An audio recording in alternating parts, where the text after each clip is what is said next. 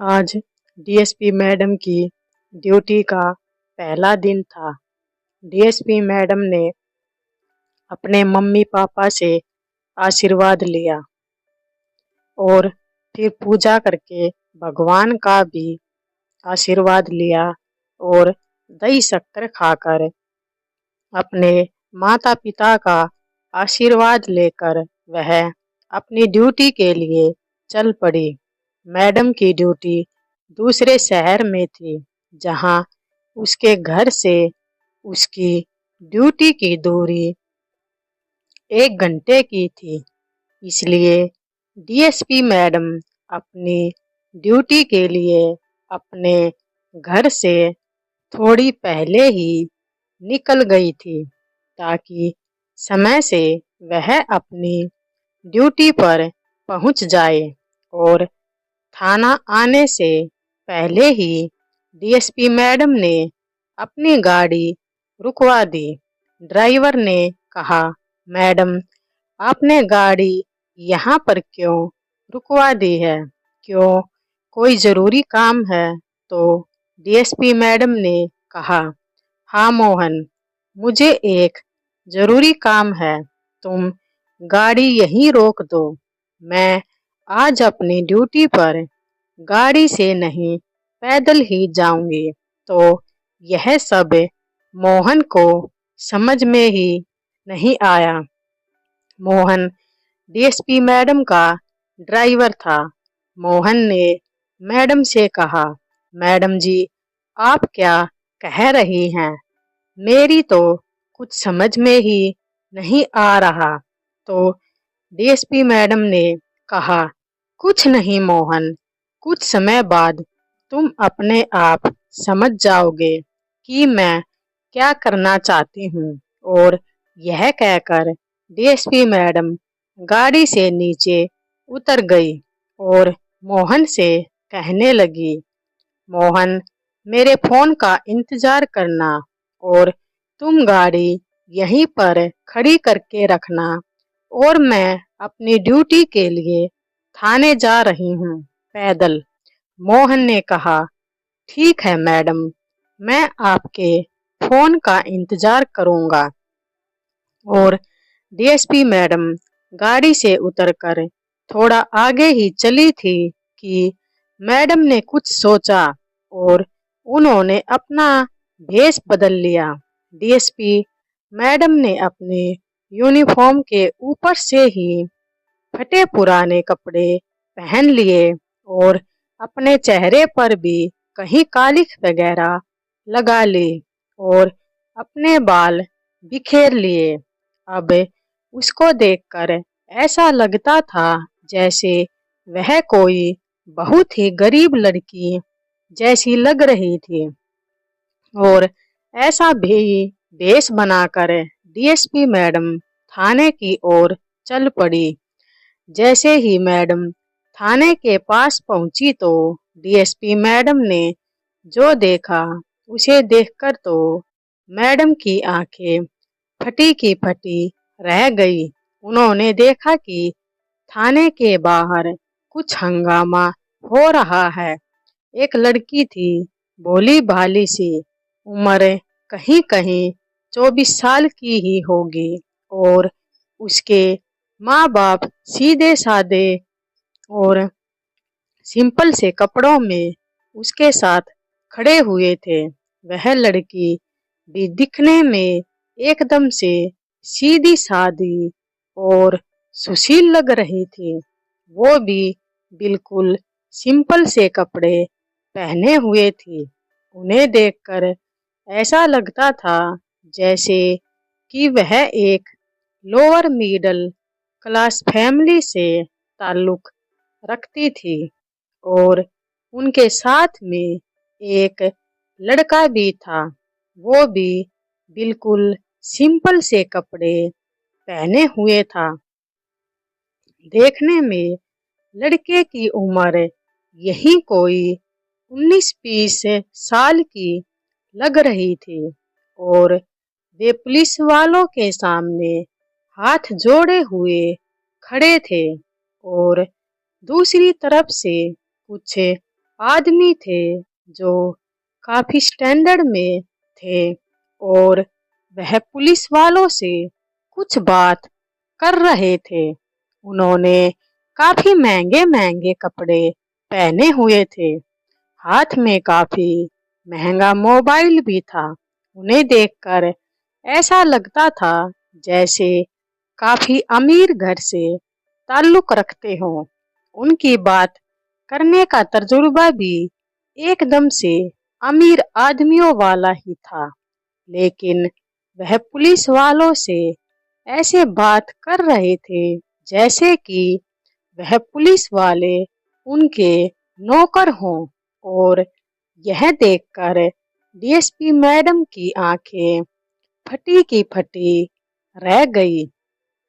और इसके बाद डीएसपी मैडम ने जो कुछ किया वह जानकर आप हैरान रह जाएंगे। इससे आगे की कहानी सुनने से पहले अगर आपको वीडियो पसंद आई हो तो लाइक कर दीजिए, चैनल को सब्सक्राइब कर दीजिए प्लीज। अब हम आगे की कहानी सुनते हैं। उससे पहले ही डीएसपी मैडम के बारे में आपको कुछ बताना चाहते हैं। डीएसपी मैडम जिनका नाम सुनीता राठी था। सुनीता की उम्र अभी 27 साल की हो चुकी थी। उनके 2 भाई बहन थे। एक तो उनसे बड़ा था और सुनीता अपने भाई से 3 साल छोटी थी। सुनीता के पिता का नाम मुकेश राठी और माता का नाम कविता राठी था। सुनीता अपने माँ बाप की काफी लाडली थी और वह शुरू से ही पढ़ाई में काफी होशियार भी थी और काफी होनहार भी थी। उसमें बचपन से ही कुछ करके दिखाने का जज्बा था। उसके पिता कंपनी में नौकरी करते थे। उनकी सैलरी बस इतनी सी थी कि उनका घर का खर्च आराम से निकल जाता था। और लेकिन वह उन बच्चों को ज्यादा हाई स्कूल में नहीं पढ़ा सकते थे। सुनीता शुरू से ही सरकारी स्कूल में पढ़ी हुई थी, लेकिन उसने बचपन से ही सपना देखा था कि वह बड़ी होकर पुलिस ऑफिसर बनेगी और समाज में फैली हुई बुराइयों को जड़ से खत्म करेगी। और जिन लोगों की समाज में कोई मदद नहीं करता, गरीब और पिछड़े हुए लोगों की कहीं भी कोई सुनाई नहीं करता, हर जगह सिर्फ पैसे वालों की ही सुनवाई होती है, तो डीएसपी मैडम ऐसे लोगों का भला करेगी। सुनीता ऐसे लोगों की मदद करेगी और उन्हें समाज में न्याय दिला पाएंगी। बस यही सुनीता का बचपन से ही सपना था और इसी सपने को पूरा करने के लिए सुनीता ने बचपन से ही तैयारी शुरू कर दी थी। इसलिए वो पढ़ाई में काफी मन लगाती थी और हमेशा अपने माता पिता से एक ही बात कहती थी कि मुझे एक दिन बड़ा पुलिस ऑफिसर बनना है। तो उसके पापा कहते, बेटा तुम जरूर बनोगी, लेकिन इसके लिए मन में दृढ़ विश्वास होना बहुत जरूरी है। तुम अपने मन में यही दृढ़ विश्वास रखो कि तुम्हें एक दिन बड़ा पुलिस ऑफिसर बनना है और मेहनत करते रहो। देखना एक दिन तुम जरूर कामयाब हो जाओगी। और हमें अपनी बेटी पर पूरा विश्वास है कि हमारी बेटी यह सब करके जरूर दिखाएगी। और ऐसे ही दिन बीत गए। सुनीता ने स्कूल की पढ़ाई पूरी कर ली और सरकारी स्कूल में पढ़ते हुए भी सुनीता ने 12वीं की कक्षा में टॉप किया और फिर कॉलेज चली गई और कॉलेज की पढ़ाई पूरी करते करते ही पुलिस ऑफिसर बनने की तैयारी शुरू कर दी और वह अपने टेस्टों की भी तैयारी करती रही। और जैसे ही सुनीता की ग्रेजुएशन पूरी हुई उसने अपना एग्जाम भी पास कर लिया और आज उसका पुलिस ऑफिसर बनने के एग्जाम का रिजल्ट आने वाला था। इसलिए वो सुबह से ही काफी बेचैन थी और सुबह से ही मंदिर में भगवान के आगे हाथ जोड़े हुए बैठी थी। तभी उसके पिता बाहर से आवाज लगाते हैं, सुनीता, सुनीता बेटा देखो अखबार आ गया। तो सुनीता भागते हुए अपने पिता के पास आई। पिताजी अखबार आ गया। तो उसके पापा ने कहा, बेटा अखबार आ गया है, देखो तुम्हारा रिजल्ट। सुनीता ने कहा, नहीं पापा आप ही देखिए, मुझसे नहीं देखा जाएगा, पता नहीं रिजल्ट में क्या हुआ है। तभी सुनीता के पापा ने रिजल्ट देखा तो सुनीता अपना पेपर पास कर चुकी थी और वह एक पुलिस ऑफिसर बन गई थी। जैसे ही सुनीता के पापा ने सुनीता को यह खबर सुनाई तो वह खुशी के मारे उछल पड़ी।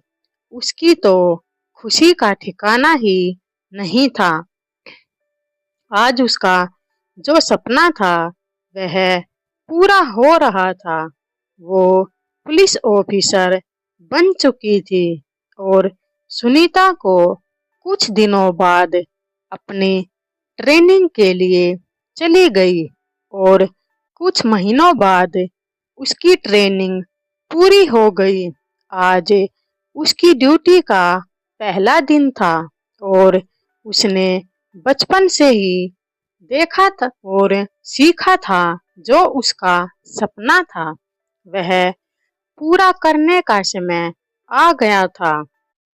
उसने हमेशा से ही चाहा था कि जब वह एक पुलिस ऑफिसर बन जाएगी तो गरीबों की मदद करेगी। इसे समाज में जहां गरीबों की कोई नहीं सुनता, सिर्फ पैसे वालों की ही सुनी जाती है और समाज में जितनी भी बुराई फैली हुई है उन्हें भी समाज से उखाड़ फेंकने की कोशिश करेगी। और यही सब सोचकर आज डीएसपी मैडम पहली बार अपनी ड्यूटी ज्वाइन करने जा रही थी, लेकिन उसके मन में वही सब चल रहा था कि मुझे अभी से अपने घर से ही इन सब बुराइयों को खत्म करने की कोशिश करनी चाहिए। तभी तो डीएसपी मैडम भेष बदलकर थाने पहुंच गई थी और उसका पहला काम भी शुरू हो चुका था। डीएसपी मैडम देख रही थी कि वहां कुछ लोगों में आपस में झगड़ा हो रहा है। एक तरफ तो एक लड़की और उसके माता पिता और उसका भाई खड़ा है। वे पुलिस वालों के सामने हाथ जोड़ रहे थे। दूसरी तरफ कुछ लोग स्टैंडर्ड में खड़े थे। वे काफी बड़े खानदान और अमीर घर से लगते थे। वह पुलिस वालों को डांट रहे थे और पुलिस वाले उनके सामने नजरें नीची करके खड़े हुए थे। यह सब देखकर तो बस पूछो ही मत डीएसपी मैडम का क्या हाल हुआ। डीएसपी मैडम को अपनी वर्दी का ऐसा हाल देखकर उस पर घिन आने लगी कि देखो पुलिस वाले हमारी इस वर्दी की कितनी बेइज्जती किए हुए हैं। ये कैसे इन लोगों के सामने हाथ जोड़े हुए खड़े हैं। इनको शर्म नहीं आती। एक तरफ तो यह लड़की वाले कैसे रो रहे हैं, लड़की वाले इनके आगे हाथ जोड़ रहे हैं। दूसरी तरफ यह इन लोगों से पैसे ले रहे हैं और इनके आगे अपनी नजरें झुकाए हुए हैं और जैसे कि इनके बाप के नौकर हों। ऐसा मैडम को बहुत बुरा लगा। लड़की के माता पिता कह रहे थे कि हमारी बेटी बहुत सीधी सादी है और हमने शादी करने से पहले ही कह दिया था कि हमारे पास दहेज कुछ नहीं है, हमारे पास तो सिर्फ लड़की है, हमारे पास देने के लिए कुछ नहीं। अगर आपको हमारी बेटी पसंद हो तो रिश्ता कीजिए।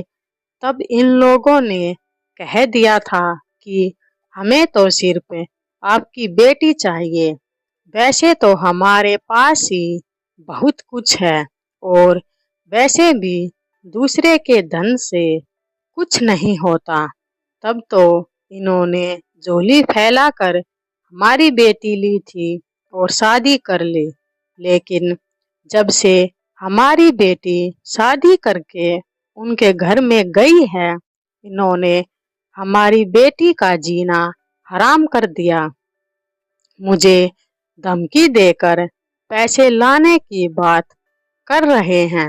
अब आप ही बताइए साहब, हमारी 2 वक्त की रोटी निकल जाती है, वही बहुत है। मैं 10 लाख रुपये कहाँ से लाकर दूंगा अपनी बेटी को। और दूसरी तरफ में लड़के वाले थे जो पुलिस वालों को पैसे देकर इस मामले को रफा दफा करने की कोशिश कर रहे थे। कह रहे थे कि यह पैसे लो और इस केस को यही खत्म कर दो। इस लड़की के साथ किसी ने कुछ भी नहीं किया है और यह हम पर झूठा इल्जाम लगा रही है। इनका केस दर्ज नहीं होना चाहिए, इन्हें यहाँ से भगा दो। पुलिस वाले भी और इस मामले को रफा दफा कर दो। पुलिस वाले भी कह रहे थे कि सब कुछ हो जाएगा और यह कहकर पुलिस वाले भी लड़की वालों को धमका रहे थे, उन्हें वहां से भगा रहे थे कि जाओ यहाँ से, तुम्हारा कोई केस दर्ज नहीं होगा। तुम लोगों की तो बस यही आदत होती है, बड़ा मुर्गा देखा नहीं और उसे फंसा लेते हैं और फिर अपनी बेटी को बीच में रखकर पैसे मांगने के लिए उन पर झूठा इल्जाम लगाकर केस दर्ज कराने आते हो। तुम लोगों का तो काम धंधा ही यही है। लेकिन लड़की के माता पिता गिड़गिड़ा रहे थे, पुलिस वालों के पैरों में पड़कर हाथ जोड़ रहे थे। हम अपनी बेटी का इस्तेमाल नहीं कर रहे हैं, ऐसा करेंगे तो जीते जी नरक में जाएंगे। लेकिन पुलिस वालों के ऊपर तो कुछ भी फर्क नहीं पड़ रहा था। वह हंसकर अपने दांत निकाल रहे थे और जोर जोर से हंस रहे थे। लेकिन अब डीएसपी मैडम के सब्र का बांध टूट गया था, उससे और सब नहीं देखा जाता था। तभी डीएसपी मैडम आगे बढ़ी और उसने जाकर पुलिस वालों को कहा, यह सब आप क्या कर रहे हो? आपको शर्म नहीं आती?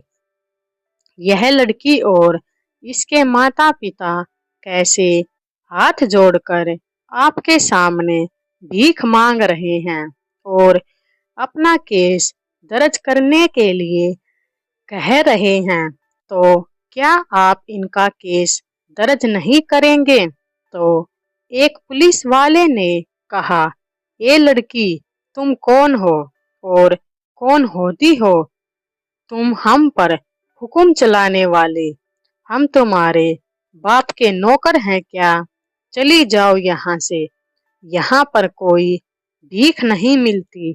जो तुम आ गई हो, यहाँ पर कहीं और जाओ।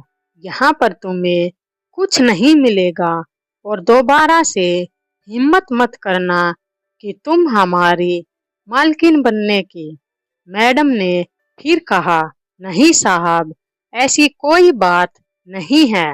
मैं तो आपको बस इतना कह रही हूँ कि यह इनका हक है कि यह किसी के भी खिलाफ केस दर्ज करवा सकते हैं और आपका काम है केस दर्ज करना और इस केस की छानबीन करना।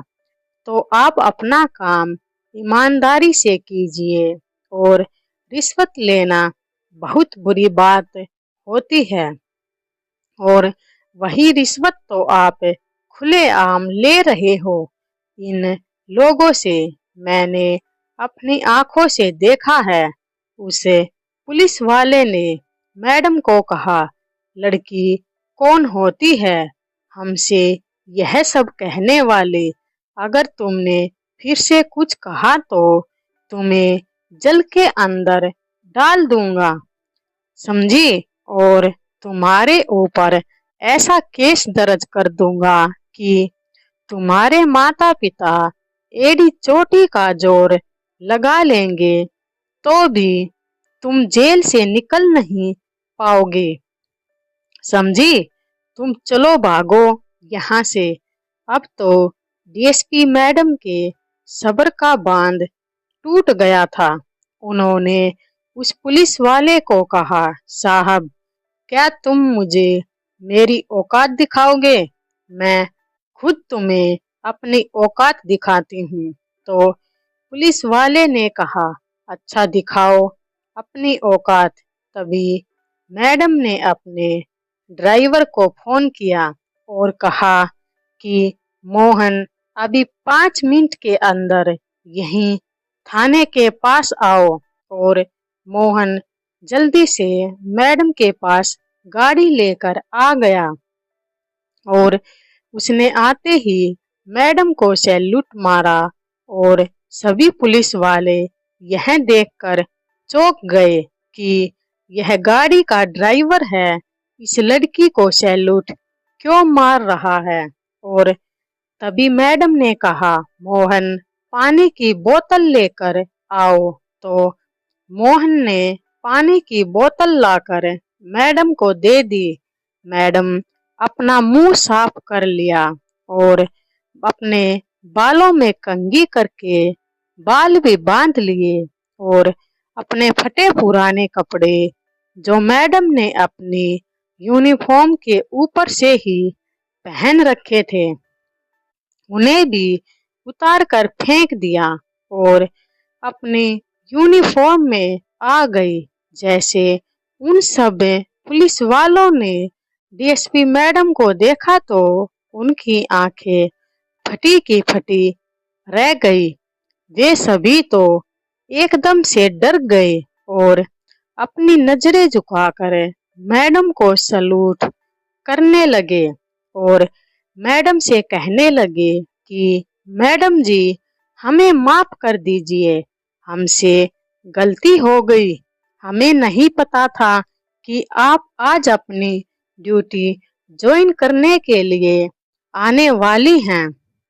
और तो मैडम ने कहा, तुम अभी चुप हो जाओ, तुम्हारी एक एक की खबर तो मैं बाद में लूंगी, लेकिन पहले मैं इन सब की खबर ले लूं। डीएसपी मैडम ने पहले लड़की को अपने पास बुलाया और लड़की से आराम से सब कुछ पूछा। उसे लड़की ने मैडम को सारी बातें बता दी, शुरू से आखिर तक, कि उसके ससुराल वालों ने उसके साथ क्या क्या किया है दहेज के नाम पर। और फिर उसके माता पिता से भी पूछताछ की गई, तो उसके माता पिता ने भी सारी बातें बता दी। तो मैडम ने कहा कि आप चिंता मत कीजिए, आज से मैंने अपनी ड्यूटी ज्वाइन की है, अब आपको न्याय जरूर मिलेगा और आपकी बेटी को भी मैं खुद आपके केस को हैंडल करूंगी और आपको न्याय जरूर दिलवाऊंगी। आप अंदर जाकर अपना केस दर्ज करवा दीजिए। तभी मैडम ने एक पुलिस वाले को अपने पास बुलाया और कहा कि राकेश इधर आओ और इनका केस अभी दर्ज करो। एक पुलिस वाला उनसे पूछताछ करके उनका केस दर्ज करने लगा। और फिर दूसरी तरफ है मैडम लड़के वालों के पास गई और उनसे कहा कि आपको शर्म नहीं आती, आपने पुलिस वालों को अपना नौकर समझ रखा है क्या? ये आपके नौकर हैं, जैसा आप चाहोगे वैसा ही करेंगे और आपको तो मैं जेल की सजा जरूर दिलवाऊंगी। एक लड़की के ऊपर जुर्म करने के इल्जाम में और दूसरा पुलिस वालों को सरेआम रिश्वत देने के इल्जाम में, और वह भी मेरी आंखों के सामने ही। मैंने सब कुछ अपने फोन में रिकॉर्ड कर लिया है। अब तो मैं आप सबको जेल की हवा खिलाकर ही दम लूंगी। आप जैसे लोगों ने हमारे समाज में बुराइयां फैला कर रखी हैं और हमारे समाज में बुराइयां भी आप जैसे लोगों की वजह से फैल रही हैं। अब आपको पता चलेगा, जब एक ईमानदार आदमी अपनी ड्यूटी अच्छे से निभाता है तो क्या होता है। अब तुम्हें मुझसे कोई नहीं बचा सकता। और इतना कहकर डीएसपी मैडम अंदर चली गई। अब तो लड़के वालों के भी पसीने छूट गए। वे सभी हाथ जोड़कर मैडम के पीछे पीछे भागे, लेकिन मैडम ने उनकी एक नहीं सुनी और कहा कि अब तो जो होगा वो सब अदालत में ही होगा। मैं तुम लोगों को सजा जरूर दिलवाऊंगी। और फिर एक एक करके मैडम ने उन सभी पुलिस वालों की भी खिंचाई की और सभी को अच्छे से सबक सिखाया। और फिर उस लड़की को 2 महीने के अंदर न्याय दिलाकर लड़के वालों को सजा दिलवाई और लड़की को न्याय दिलवाया। फिर डीएसपी मैडम की चारों तरफ वाही वाही होने लगी और वे अक्सर वेश बदल बदल कर कहीं भी चली जाती थी और ऐसे ही वे सब लोगों की मदद करने लगी।